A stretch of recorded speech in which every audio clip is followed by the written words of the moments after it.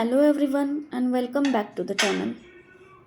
तर आजचा हा व्लॉग फक्त कुकिंगचा असणार आहे, कारण काही एक्स्ट्रा रेसिपीज किंवा गोष्टी मला करून ठेवायच्या होत्या, ज्या दररोज आपल्याला ऑन द स्पॉट करणं शक्य नाही आहे.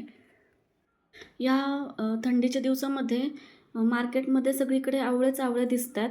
तर हे आवळे आपल्या स्किनसाठी किंवा हेअरसाठी चांगले असतात. तर मला रोज सकाळी त्याचा ज्यूस प्यायचा होता, पण सकाळी मल्हारची स्कूल वगैरे असल्यामुळे ते रोज सकाळी बनवणं शक्य नाही आहे. तर त्यासाठी मला आवळ्याच्या ज्यूसचे जे आईस क्यूब असतात ते बनवून ठेवायचे आहेत. तर इथे मी आवळा, ओली हळद आणि अद्रक आणि थोडीशी काळी मिरी घेतलेली आहे आणि हे सगळं मी व्यवस्थित बारीक कट करून घेणार आहे आणि मग त्याचा ज्यूस तयार करायचा आहे आपल्याला मिक्सरमध्ये. तर ही जी आवळ्याची पेस्ट आहे ती बनवण्यासाठी जेवढं आवश्यक आहे तेवढं पाणी घालून पेस्ट बनवायची, म्हणजे ज्यूस बनवून घ्यायचा प्रॉपर, आणि नंतर तो गाळून त्या गाळलेल्या ज्यूसचे आईस क्यूब बनवायचे आहेत. तुम्हाला जर गाळायचं नसेल तर तुम्ही तसंच आईस क्यूब बनवू शकता. थंडी सुरू व्हायच्या आधीच मी विचार केला होता की आता आवळे येतील आणि मग रोज सकाळी ज्यूस प्यायचा म्हणून. त्यासाठी मी 8-10 दिवस खाली आवळे आणले होते आणि हार्डली मी एकदा किंवा दोनदा मी सकाळी ज्यूस बनवून पिला असेल, कारण सकाळी आपल्याला म्हणजे खूप गडबड असते, मुलांची शाळा असते, टिफिन असतो, बाकीची कामं असतात, तर तेवढ्यात आपण वेळ काढून स्वतःसाठी काही करत नाही. तर मग मी विचार केला की आईस क्यूबच बनवून ठेवलेले ठीक आहेत, म्हणजे डिरेक्टली सेकंड डेला आपण फक्त थोड्याशा कोमट पाण्यामध्ये ते आईस क्यूब टाकले की आवळा ज्यूस तयार.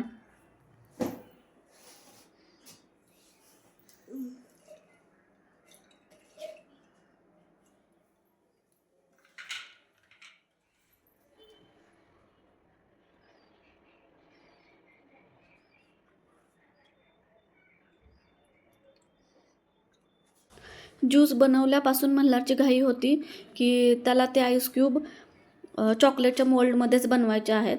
तर मी चॉकलेटच्या मोल्डमध्ये पण तो ज्यूस ओतला, पण ते उचलणं इतकं अवघड होतं, एवढं कठीण होतं की खूप कष्ट करून मला ते मोल्ड फ्रीजमध्ये ठेवावं लागलं.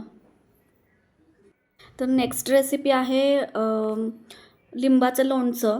तर हिवाळ्यामध्ये आपण भरपूर प्रकारचे पराठे वगैरे करतो आणि त्याच्याबरोबर लोणचं छान वाटतं, छान लागतं खाण्यासाठी.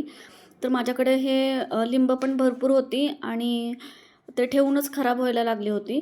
तर मग त्याचा लोणचं करायचा विचार केला मी.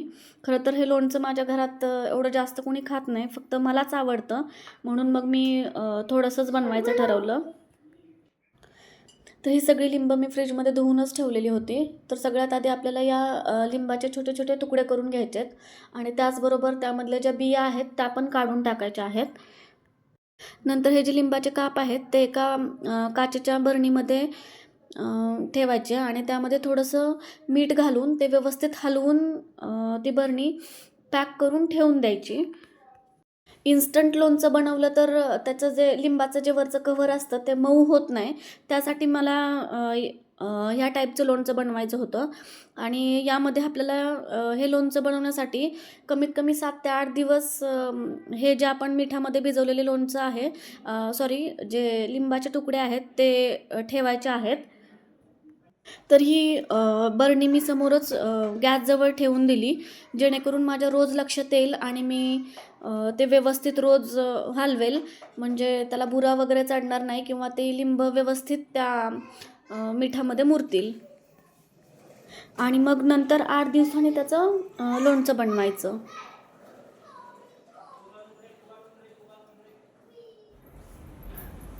आता संध्याकाळचे 5:30 वाजलेले आहेत आणि नेक्स्ट रेसिपी मला बनवायची आहे जवसाचे लाडू.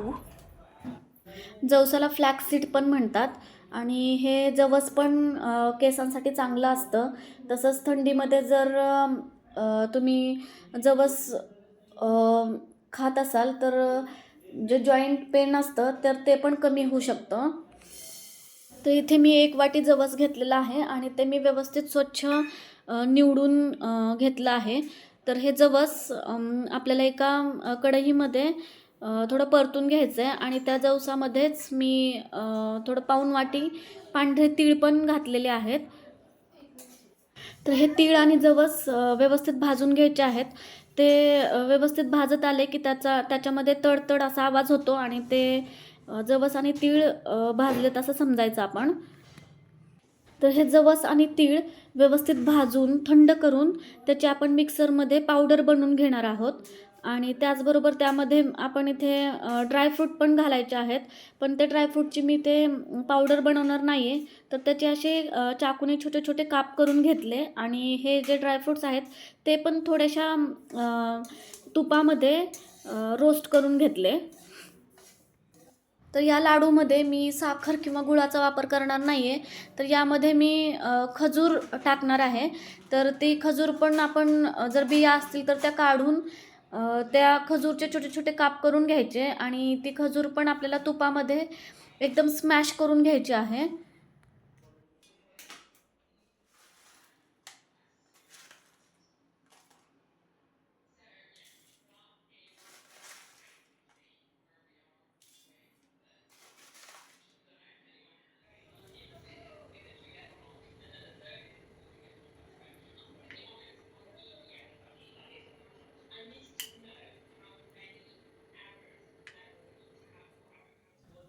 तर कढईमध्ये मी इथे 2-3 चमचे तूप घातलं आणि त्यामध्ये जे मी बारीक केलेली खजूर होती तर ती पण स्मॅश करून घेतली व्यवस्थित.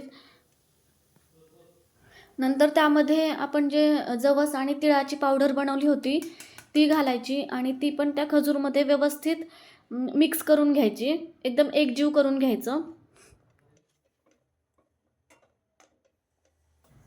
ते व्यवस्थित मिक्स झाल्यानंतर आपण जे ड्रायफ्रूट्स चॉप आणि रोस्ट करून घेतले होते ते पण मिक्स करून घ्यायचे आणि एक 2-3 मिनटं गॅसवरती हे सगळं मिश्रण हलवून घ्यायचं आणि थोडंसं गरम आहे तोपर्यंतच त्याचे लाडू बांधून घ्यायचे.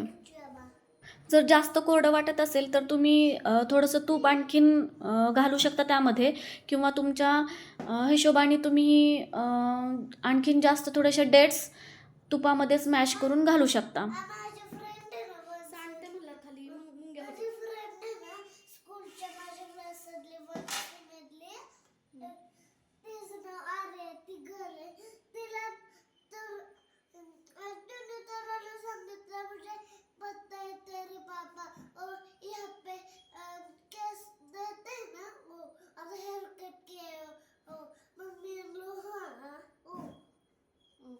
तिला माहिती आहे का मग तुझे पापा? त्याला एवढंच माहित नव्हतं की फक्त ह्या पे काय ना मग मी तुला सांगितलं. मला माहीतच नव्हतं. आवडलं का तुला? किती आवडलं? कोण? हे लड्डू. सांडू नको खाली मुंग्या होतं थोडं. 1 million million million million thousand crore million thousand. काय आवडले लड्डू? बापरे, नीट खा. खाली सांडलं ना सगळीकडे मुंग्या होतं. खरं तर मी काही सुगरण वगैरे नाही आहे परफेक्ट स्वयंपाक येण्यासाठी. मला इंस्टाग्राम रेसिपीज आवडतात आणि मग मी ट्राय करत असते. पण आत्ता मी थोडंसं व्यवस्थित शिकते आणि करते कारण माझ्या घरच्यांना, माझ्या मुलाला किंवा माझ्या मिस्टरांना मला चांगलं खाऊ घालायचं आहे आणि त्यांना मी केलेलं रेसिपीज आवडत आहेत, ते कौतुक करत आहेत आणि मला पण खूप छान वाटतं आहे की मी त्यांना काहीतरी हेल्दी खाऊ घालते, पौष्टिक खाऊ घालते आणि त्यांची काळजी घेते. म्हणजे आपल्या माणसांसाठी आपल्याला न येणाऱ्या गोष्टी पण आपण आपोआपच शिकतो, हो ना? तुमचं काय मत आहे ह्याविषयी मला कमेंट करून नक्कीच सांगा. तर लाडू झाल्यानंतर मी थोडं किचन क्लीन केलं आणि चहाचा टाईम झाला होता तर चहा पण ठेवला कारण मला मल्हारचा अभ्यास पण घ्यायचा होता कारण दुपारपासून आज माझा टाईम किचनमध्येच गेलेला आहे आणि त्याचा अभ्यास पेंडिंग राहिलेला आहे.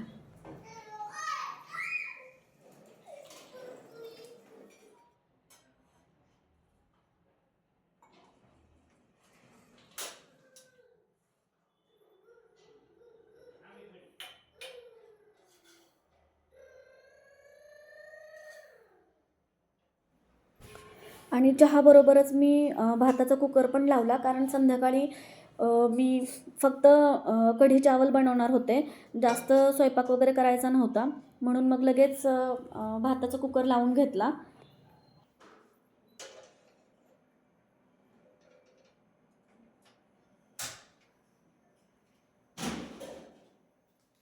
भाताचा कुकर आधी मी राईट साईडच्या शेगडीवरती ठेवला होता, पण आय डोंट नो आज त्या बर्नरला काय झालं आहे, तो बंदच पडतो आहे. तर हा जो गॅस आहे तो मी एक 8-9 वर्षापूर्वी ज्यावेळेस माझं लग्न झालं होतं त्यावेळेस घेतलेली सगळ्यात पहिली गोष्ट आहे. ज्यावेळेस मला काही समजतही नव्हतं की गॅसची शेगडी घेताना काय बघायला पाहिजे, कशी घ्यायला पाहिजे, आणि काही समजत नसताना पण मी असंच सहज ऑनलाईन घेतली होती ती शेगडी, आणि तेव्हापासून आत्तापर्यंत त्याला कुठलाही प्रॉब्लेम न येता तो व्यवस्थित चालू होता. सो मी आत्तापर्यंत काही त्याला बदलायचा वगैरे प्लॅन नाही केला. तर आता एकदा चेक करून बघावं लागेल, आणि खरं तर मला ती बदलायची इच्छा पण नाही आहे, कारण काही गोष्टी असतात ना आपल्याच खूप जवळच्या की त्या आपल्याला बदलायची म्हणजे इच्छा नसते. तसंच माझं पण काही आहे, कारण खूप एक्साइटमेंटमध्ये सगळ्यात पहिली गोष्ट आहे ती मी घेतलेली. तर बघू आता काय होतं. जर नीट होत असेल तर तोच यूज करणार आहे. सो एकच गॅस चालू असल्यामुळे त्या गॅसवर मी कुकर लावला आणि साईड बाय साईड मल्हारचा अभ्यास पण घेतला, म्हणजे जेवण केलं की त्याला पटकन झोपवता येईल. कारण संध्याकाळी लवकर झोपलं तर सकाळी लवकर उठतो तो, कारण स्कूल पण लवकर असतं. Which is action verb is here? Dog. Action verb. Action verb. Bark. हां. Action काय केली त्या डॉगने? Bark. हां. म्हणून action verb is bark. Circle the correct action verb. Barkला circle. किती सोपं आहे. जसं वाटलं आपण सोपा अभ्यास करतोय. किती सोपं आहे. मला येतंय. तू नको सांगू. मोठ्याने वाचून दाखव ना मला. Fish swim in water. Which is the action verb? Swim. Good. The two boys like to play together. The two boys like to play together. Which is the action word here? Verb here. Which is the action verb? What two boys like? Action verb. Yes. Play. Next. John is drinking water. तर मल्हारला दुसरा अभ्यास देऊन मी इकडे कढी करायला घेतली. मी आज कढी पकोडी बनवणार आहे. तर त्यासाठी मी इथे कांदा बारीक चिरून घेतला आणि त्यामध्ये थोडंसं बेसन, लाल तिखट, हळद, थोडंसं ओवा आणि मीठ घालून भजीचं पीठ मळून घेतलं. आणि कढी बनवण्यासाठी दह्यामध्येच थोडंसं बेसन, लाल तिखट, मीठ, हळद, थोडीशी साखर आणि पाणी घालून त्याचं पण एक मिश्रण तयार करून घेतलं.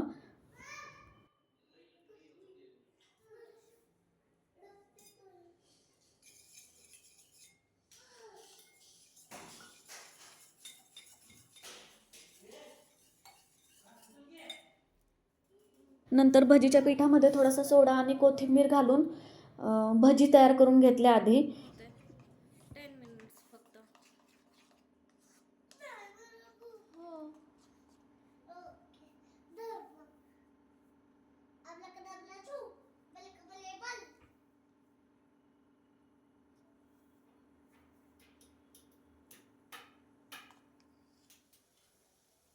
मस्त.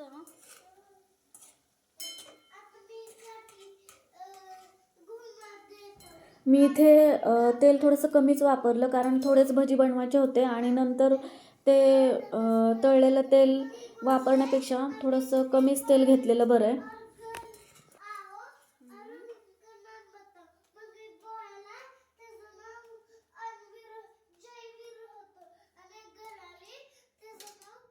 नंतर त्याच कढईमध्ये मी मोहरी, थोडीशी हिरवी मिरची, लसूण चांगलं फ्राय करून घेतलं, आणि जे मी बेसनचं जे मिश्रण बनवलं होतं ते घातलं आणि नंतर थोडीशी एक उकळी यायच्या आधी त्यामध्ये भरपूर सारी कोथिंबीर आणि जे मी भजी बनवले होते ते त्या कढीमध्ये घातले आणि फक्त 5 मिनिटमध्ये आपली टेस्टी कढी तयार.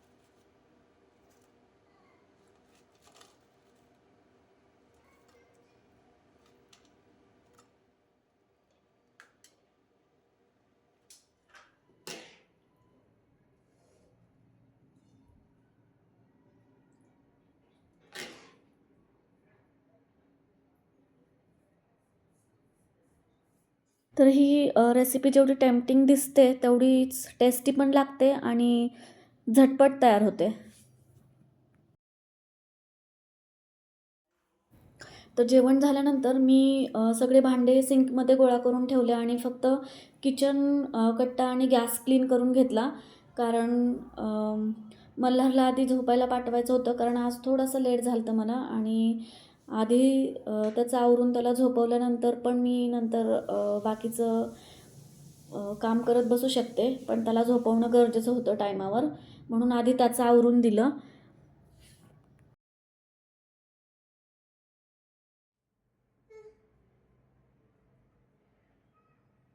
थंडी इतकी वाढली आहे की मॉइश्चरायझर इज मस्ट. तो काही लावून घेत नाही आहे, पण जबरदस्ती लावून झोपवावं लागतं. सो मल्हारला झोपवल्यानंतर मी भांडे घासून घेतले आणि बाकीचं किचन क्लीन करून घेतलं. So it's time to see of to the kitchen. आणि आता मला स्वतःला थोडासा टाईम द्यायचा आहे. दिवसभर ती आपण घरातली कामं आणि मुलं यामध्येच असतो आणि स्वतःसाठी खूपच हार्डली टाईम काढू शकतो. सो मग मी असं रुटीन बनवलं आहे की संध्याकाळी 9 वाजेपर्यंत सगळं आवरायचं आणि 9 वाजता मल्हारला झोपायला पाठवायचं आणि मग त्यानंतर फ्रेश होऊन स्किन केअर वगैरे करायचं आणि थोडंसं खाली स्वतःला टाईम द्यायचा. म्हणजे थोडंसं काही बुक्स वगैरे वाचायचे असतील किंवा टी व्ही बघायचे असतील तर बघते किंवा मग खाली वॉक करायला जाते. खाली वॉक केलं की खालची जी फ्रेश हवा असते त्यामुळं फ्रेश वाटतं, दिवसभरचा थकवा निघून जातो आणि आपल्याला झोप पण लवकर लागते. आणि मी सध्या वेट कमी करायचा प्रयत्न करते, तर त्यासाठी मी संध्याकाळी शतपावली करण्यासाठी जाते. तर त्याचा पण फायदा होतोच वेट लॉससाठी. तर तुम्ही स्वतःसाठी कसा वेळ काढता आणि स्वतःसाठी काय करता हे मला नक्की कमेंट करून सांगा. आणि आजचा हा व्लॉग किंवा माझी रेसिपीज तुम्हाला कशा वाटल्या हे मला नक्की सांगा. आणि व्हिडिओ आवडला असेल तर व्हिडिओला लाईक, शेअर आणि सबस्क्राईब करायला विसरू नका. थँक्यू.